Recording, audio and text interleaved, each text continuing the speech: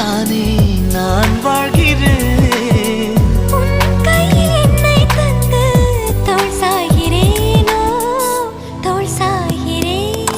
விழியில் உன் விழியில் வந்து விழுந்தேன். அந்த நொடியில் என் எதிர்காலம் நீதான்.